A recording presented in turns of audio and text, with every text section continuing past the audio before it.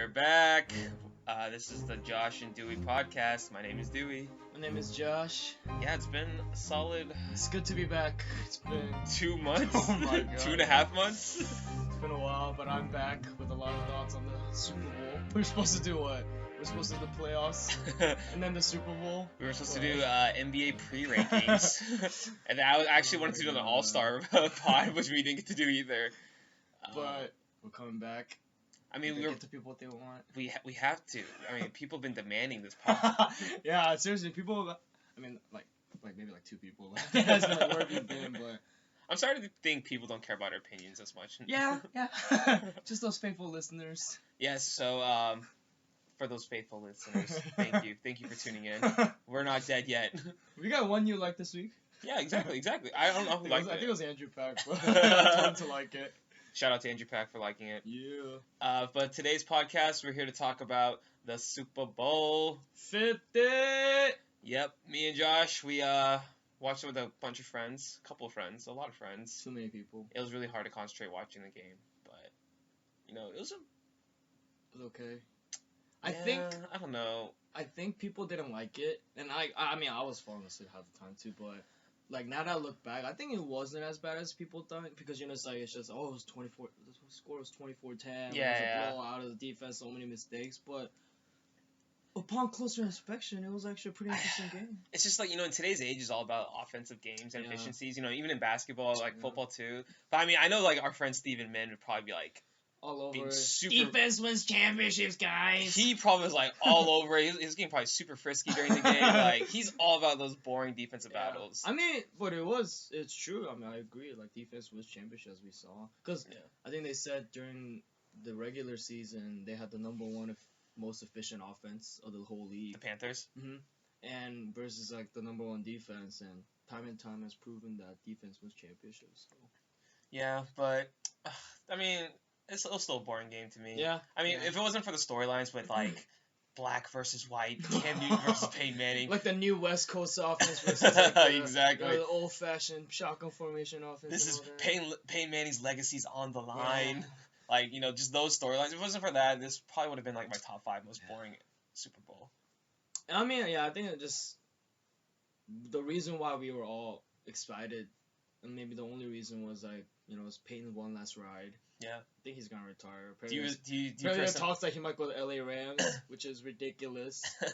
Why is that so ridiculous? I mean, I don't know. It's just like, dude, you got your 2 rings. You're like 40. You can't even feel your hands. Like, dude, spend some time with your family now. But let's think about it. If you had a chance to be, so they're gonna pay him big time bucks, like think so? max contract. Oh, for sure. Think so? They got to. How he's played this whole postseason though. But if they want to, he got benched for Brock Osweiler. You gotta start your new franchise with a bang. And what better way than getting Peyton Manning on your team? And obviously, even with Noodle Arm Manning, he still won them a Super Bowl. Yeah, but the defense was amazing. Yeah, because I don't remember if you remember the stat. It was like he had 141 yards for like 0 touchdown and 1 pick. I think they said it was like the worst. The first team to score have 200 under offensive yards and still win it. So apparently the past 7 times they lost, so that's crazy. That's how they're. But most importantly, though, he outplayed Cam Newton because he had 2 fumbles and interception. I mean, that's all that matters. That's all that matters. That the fact that Peyton Manning was able to outplay the black quarterback. I mean, even going into the play, I've been reading just a bunch of articles and like, obviously Reddit on like how Panthers were able to, not Panthers, but the Broncos were able to beat the Panthers was that. That defense just stepped up, and they were saying how Wade Phillips was utilizing a lot of man-to-man coverage because Panthers receivers are so bad, or like they're mediocre at best, that they don't need to double team, so they have this free safety, or not, like they can just have one free safety drop back and have the other safety just basically become a linebacker and blitz / help the run driver every time. So I thought that was very interesting how they did that. But I think the Panthers have seen that before, but the only difference was with this offense was they couldn't get Greg Olsen going because obviously he demands double coverage, and the fact that they're single covering him, that's kind of an anomaly itself in this game. And generally when defenses do blitz like that, I don't know why they weren't running like HB draws or like QB draws at least, because obviously they're going to be coming on the outside pass rushing. So it's like Cam Newton could have easily, maybe not easily, but he could have at least created a bigger threat. And I think the question was like, who's the offensive coordinator for Panthers? Tom Sula? No, not Jim Tom Sula. Don Shula. Yeah, Don Shula, apparently, like, people are kind of criticizing him for not making any halftime adjustments. Because basically, even after the first half, they do the same thing over and over again. And, like, there was a quote by Brandon Marshall, not the Jets receiver, but the linebacker for the Broncos, that apparently, like, they did everything exactly the same, like, they studied them on film. So that just shows you how they weren't prepared to do anything different, apparently. So that's what apparently he said. So they were studying him? I guess that makes sense because, if you think about it, the Panthers were 15-1. Yeah, exactly. What adjustments do they need to make if they're constantly just beating because people? They were blowing out everyone. They felt like, because I saw people were saying that was kind of like a double-edged sword in that it fell back on them because they're so used to blowing out opponents that they didn't have to make any adjustments. That was kind of like what caused their fall was that in the Super Bowl they weren't expecting any of that, and that kind of led to their demise. And I guess it doesn't also help that your number one running back gets hurt in the beginning of the game. Right. I mean, Jonathan Stewart, I think came back rest of the game. Yeah, but I mean, he wasn't. Yeah, he looked like he wasn't the same after too. But I think Ron Rivera, like, he won Coach of the Year, but obviously, like, I kind of didn't agree with it. Obviously, like, he should have won it because his team went 15-1. But like, who would you have picked over Ron Rivera? Jason Garrett? No, I'm just kidding. I honestly don't know, but like, I thought the reason why I felt like, obviously it was a shoo-in, but like, I feel like the reason why it showed like his inexperience too was that, like, during the game, like, he didn't make any adjustments. He just basically did the same thing he's been doing, even though we're getting killed like crazy, and Ken got sacked like no other. Yeah. You know what I still can't believe though? What? That Gary Kubiak has a ring. Like, that guy sucked in the Texans. And what was he, like, an offensive coordinator for the Ravens? Like, the Ravens were never known for their offense. So it's just like, man, how did this guy win a Super Bowl ring? This is crazy. Seriously, I think that just, like, I really think that defense was so good that it masked, like, their... Like, that's just crazy. That's how good their defense was. That just makes me so sad, man. Like, then Von Miller was playing out of his mind. And we had Wade Phillips on the Cowboys. Yeah. Like, obviously as a head coach, which is different from a coordinator, but I agree. That defense was... that defense was... Because I was watching some, like... I'm, like, subscribed to Football Game Film on Reddit, and I was seeing, like, how Von Miller was getting those sacks. Like, the Panthers' O-line couldn't handle him. Like, I didn't know Von Miller was so quick. And he has these nice spin moves that he, like, goes in, like, one... Like, it's like when Ego does a spin move in basketball when he drives in. It's like, he does it so fast that, like, the lineman can't recover quick enough to, like, spin. And, like, it was crazy how good he was. And that's why I feel like, because, isn't Von Miller, like, not a huge guy? Yeah. He's only, like, 6 feet tall. I don't know exactly his physique, but it's like, he doesn't look like he's the most... I mean, he's huge. Because I was watching Conan O'Brien. I don't know if you watch his YouTube clips, but yeah, him and Josh Norman came on to play Fallout 4 together. And Von Miller looked like he was, like, the same size as, like, Josh. I don't know. Maybe Josh Norman's just a big dude. Or maybe... Yeah, Von Miller's a small guy, but either way, a linebacker / DN looks like the same size as a corner. So I was like, this guy's not like the biggest guy in the world. And I guess that he can use that to advantage to, like, outmaneuver quickly, like a slow old lineman. But at the same time, you would think that they're so big that he wouldn't be able to get past those big guys. But man, it's just a freak athleticism and speed and just talent, I guess. Yeah, no, I agree. But I think it's still crazy how, like, I think, like, upon, like, retrospect, like, it was actually pretty interesting to see how, like, the 2 plays that came in, or not the 2 plays, but like the different coaching schemes that came in and like what worked against the other. And I think defense really does win championships. Like, seriously, like, people are calling Peyton Manning like Trent Dilfer 2.0. Like, great defense. Did Trent Dilfer have the exact same stats when he won the Super Bowl? Not even stats wise, but like that Ravens team was amazing with like Ray Lewis and Ed Reed on their prime. And do you think it was so? Obviously, the score was 24-10, but do you think that score reflected of how like the game went? The game actually went. Like, the Broncos like deserved that win. Like, I think so. Like, it was crazy. No, seriously, like, I really thought Panthers was gonna win. I was gonna bet Chris. Like, if whoever loses the bet, because Chris was gonna bet for the Broncos and I was gonna bet for the Panthers, and whoever loses, the winner gets to pick a girl that the loser has to ask out. And I was gonna make... How dare you play with girls' hearts like that? How dare you? That Panthers are gonna win. I was gonna make Chris ask out like a college freshman girl at a church or something. And he ended up backing up. But like, I'm so glad he shake on that. And Chris is an old guy, so... I thought it would be hilarious, but thank God. Do you know who he had in mind that he would make? He was like, dude, I'm trying to help you. I'm like, well, I want you to be humiliated, so I don't care. Like, this is not for our benefits for the law. But going back to it, I honestly feel like it could have gone either way. There were moments where it's just like Panthers would kind of come back, but then. Because, I mean, neither offense was that good. Yeah. It just happened to be that the Broncos just actually created more turnovers. Yeah. Panthers actually had chances to, like, create more turnovers, but there were some dropped interceptions. There were some fumble recoveries they could have gotten that it could have honestly swung either way. Yeah, I literally thought it was 50-50. Honestly, up until, like, the 5 minutes of the fourth quarter, I was like, it's not over. Like, I just feel like that lead by Broncos never felt comfortable. Yeah, exactly. It never felt like they were running away with it. Mm-hmm. And, like, part of the reason even was that, like, Cam was making actually good passes, but, like, all his receivers were dropping everything. Oh, yeah. Like, maybe Philly Brown had, like, these 2 amazing catches. Yeah, but, who like, the heck is that? I did not. Yeah. I don't think anyone in our fantasy league picked him up. No, I mean, like, I might have picked him up for, like, a week or two, and all these guys trash, I dropped him, but, like, the receivers, I think really, like, it really does show you, it's so hard to win when you have, like, mediocre talent. It's like, one man can't do everything. Like, I mean, Cam BP, he was amazing this year, but receivers gotta step up, man. Like, there was this one play where they showed the highlights, you know, like they do the slow motion, they, like, drop the camera really high and you can see all the field, basically. Like, Cam Newton dropped back and there were, like, 3 receivers on the field and they were all covered so perfectly. And it was just like, he literally had no one to pass and he ended up getting sacked, and I was like, that was, like, the kind of, like, the microcosm of the whole entire, like, picture of the game. Like, the flow of the game. Like, he literally had no one to pass. And it went the other way. Like, I don't remember ever hearing the announcers. I mean, given we couldn't really hear the TV. But I never heard them mention, like, Demaryius Thomas, Emmanuel Sanders, like, I think the reason I think they said Owen Daniels more than any of those guys. Demaryius Thomas, remember he got laid out by Luke Kuechly in the first half? Or the first quarter? See, I wasn't even paying attention. Oh, because, like, there was this pass where, like, he was going to the middle and then he got laid out. But I mean, ever since after that, he didn't look the same. Yeah, but he didn't get concussed or anything, right? He probably did, but they probably kept him. That's basically like the story of the whole entire NFL. But yeah, he got laid out by Luke Kuechly, and he did not look the same after that. Yeah. I mean, who cares? He won a ring. It doesn't matter. Yeah, true. In the end, it doesn't even matter. So if you had to pick one MVP and the one LVP for each team, who would you pick? I mean, like, Von Miller obviously won it, so I'm not gonna say him.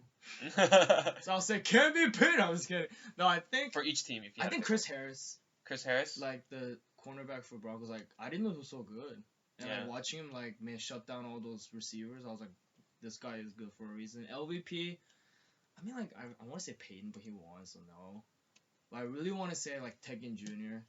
And like he was having a really good Mac had him during this football. Did he have a single catch? And like I think he maybe. I know he had that one like it looked like he had that trick play where he's about to like go up and then he just ran it. But like Mac had him and he was actually having a pretty good fantasy football. So, like, he was scoring like double-digit points every week. Rejuvenated career. And then like he disappeared in the Super Bowl, so I'll like maybe give it to because like I feel like the biggest reason for their Panthers' downfall was that like the receivers didn't step up enough and got like get some separation from here. Because like every catch that Canyon threw that the receivers caught were like very contested, like double coverage, like like they had to make like Philly Brown had to like jump like 4 feet in the air and like stretch out his arms as far as he can to catch those, and like that just shows you how much effort they have to put in just to like catch a single patch. Can you like stop hitting the chair? You're constantly moving the mic. Dude, I'm just really excited.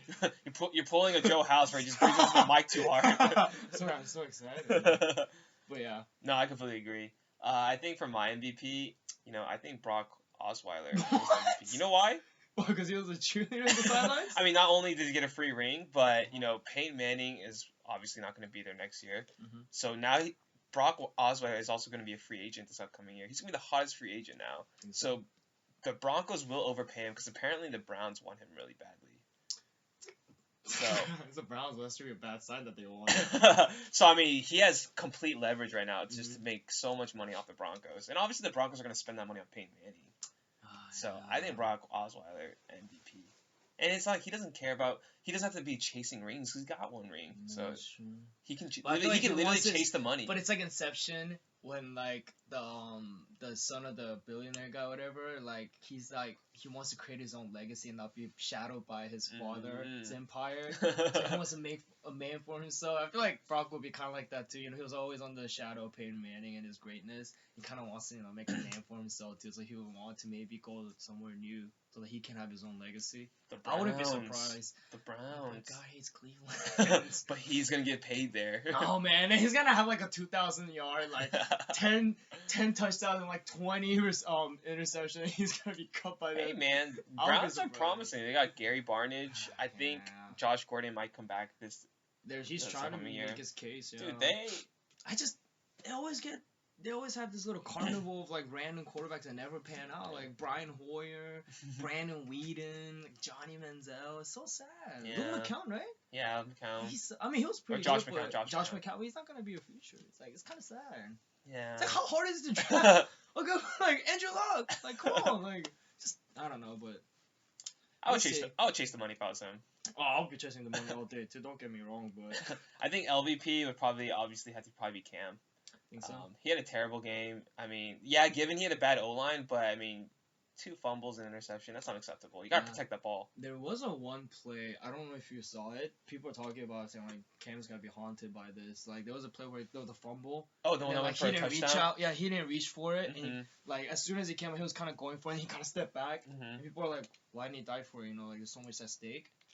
Like people are saying like, "Well, like basically he quit by that time." And I was like, I don't know. Like, did you see what I'm talking about? I know what you're talking about. What did you think about that?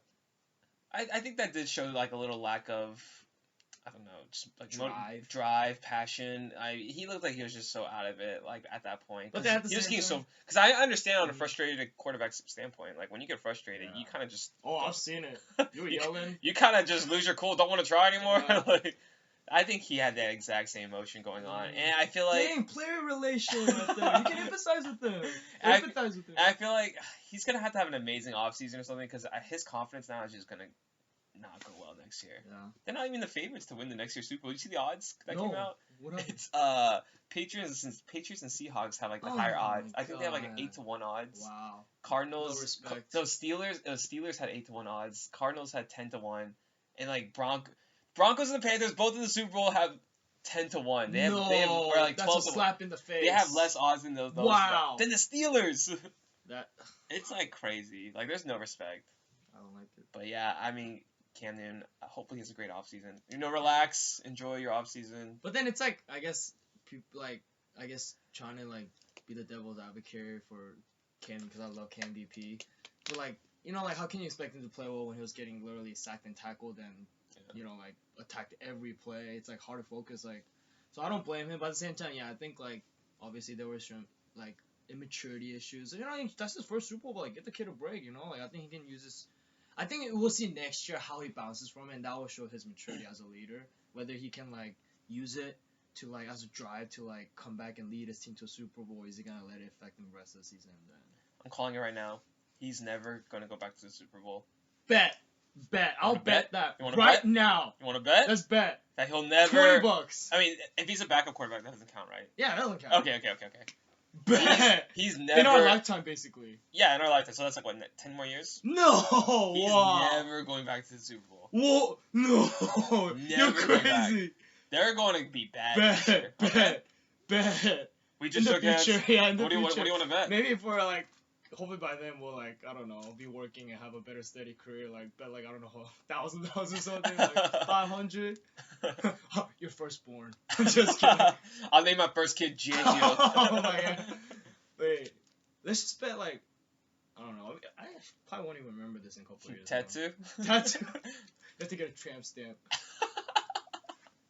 Oh my god. We'll figure it out, but I am like 100% sure he's gonna go back. I can see them having like a Spurs year when they got killed by the Heat, you know, by that Ray Allen 3, and then like they came back stronger than ever mentally and like ended up winning that championship that year. I can see that happening to the Panthers. The way I see it is they're gonna be like the Eagles. They made it to that one Super Bowl and it was great, and then they're gonna blow it up. One year wonder basically. I don't know who the TO would be, like that, just like a terrible. Benji is coming back. People are forgetting the mic. Dude, I think people are forgetting that. My boy Kelvin Benjamin is coming back. Crocodile hands? That fool had the over most 1,000 yards. Most drops in the league. But honestly, like, he is way better than any of the receivers that they have now. And I think, dude, Minitron, he's going to have a great year next year. He's going to have like a 1,400 yard next year, and then they're going to win the championship. Calling it right now, bold prediction. Benji is going to win the Super Bowl MVP next year. when they win it. You're saying they're gonna not I'm only saying that right now. they're gonna make the Super Bowl, they're gonna win They're it, gonna win it, and Kelvin Benjamin, Minichow's gonna win the Super Bowl.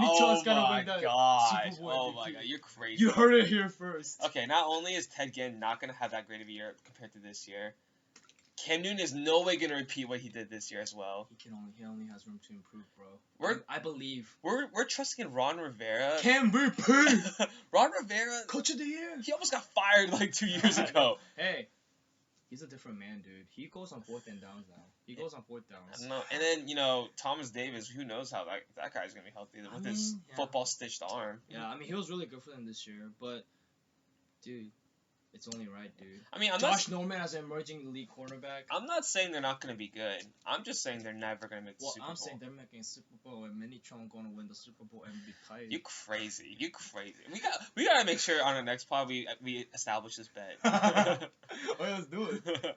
Okay, but overall, you enjoyed the game, I guess? Yeah, and Lady Gaga, apparently, she was really good, and she looked like Blaziken. Yeah, I just saw the photo a couple minutes ago. There's a little meme going on that she looked like Blaziken with the red and the blonde hair. You know what I want to know? Like, What? I don't know anything about Lady Gaga. Maybe you do, but who who's in charge of her wardrobe and her look? Is she like? I guess it's like she's going for like shock value. So is it purely her? Like, I want to look like this. Yeah, I feel like it's like as like an artist, it's like that's how she's like expressing herself. Like that's how it's like look at her, she's not weird. Like, but people end up talking about her, right? Like she's all over Facebook, right? It's working, right? That is true. I mean, it's not like people hate on her for it. I mean, and all these such sensitive people on Facebook comments are like, oh my god, just leave. Like, do you remember leave Britney alone? That's basically like leave Britney alone. Like, why can't we she's just expressing herself. Why do you gotta make fun of her and compare her to a Pokemon? It's like, chill, we're just joking around. It's not like us comparing her to Pokemon so it make us stop listening to her songs.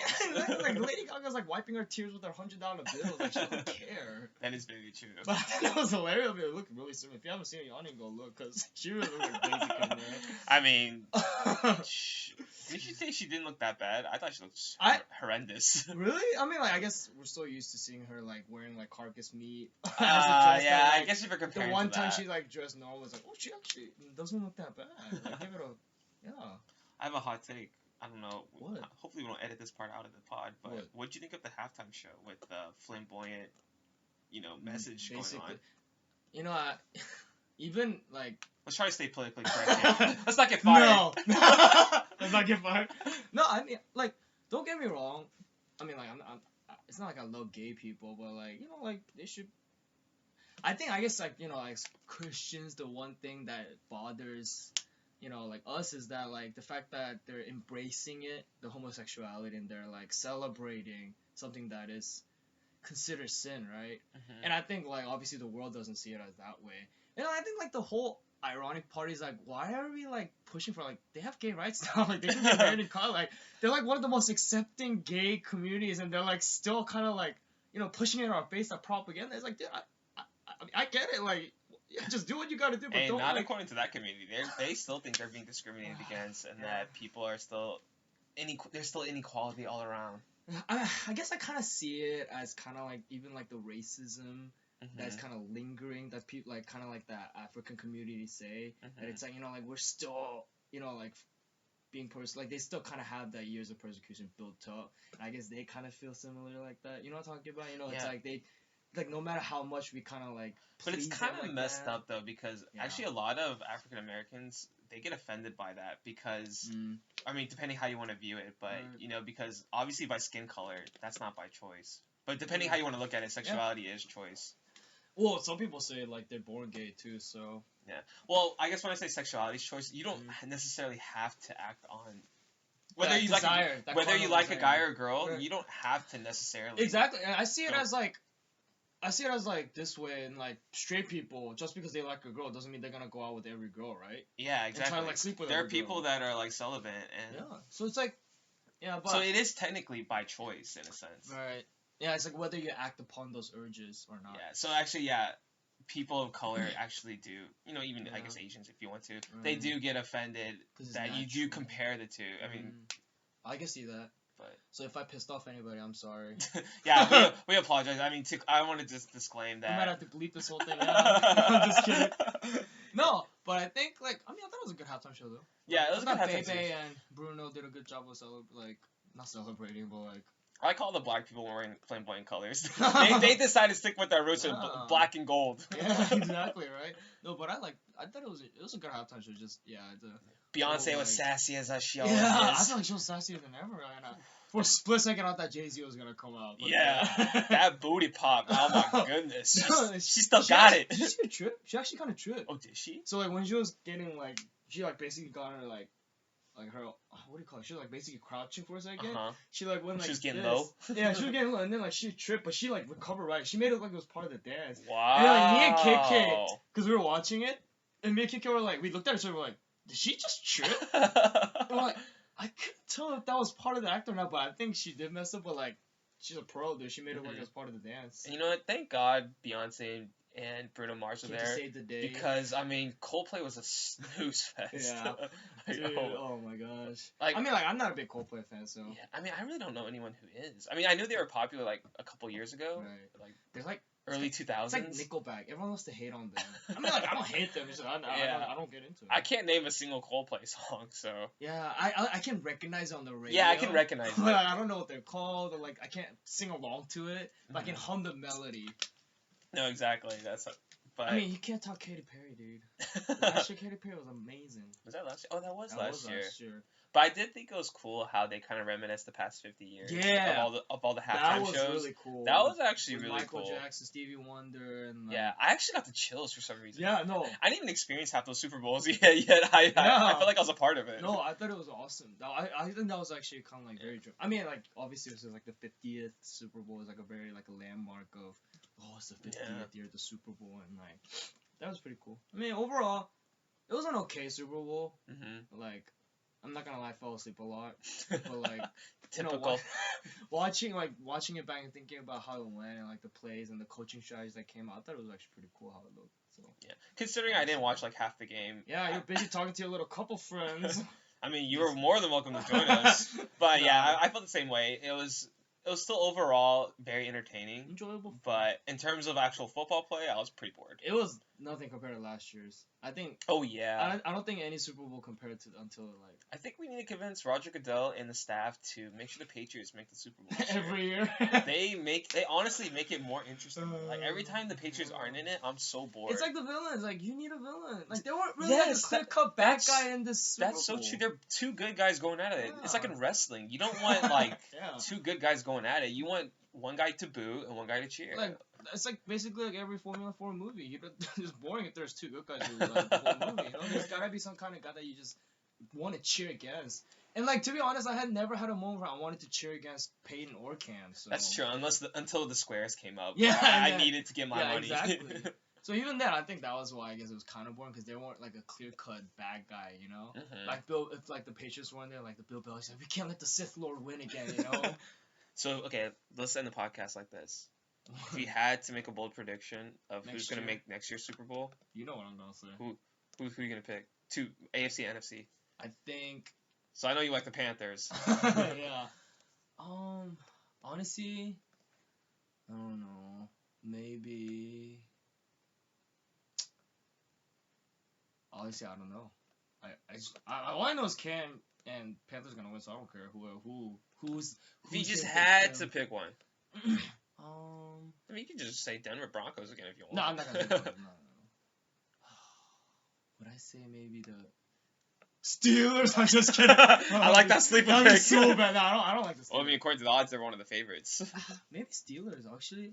Because if Big Ben comes back, Antonio Brown and Le'Veon Bell comes back, I think they're Le'Veon Bell was very a huge dangerous piece this year until everyone got hurt. Yeah. So, I guess for the sake of being bold, maybe Steelers. Steelers? Oh, wow. Big Ben, Le'Veon Bell, Antonio Brown.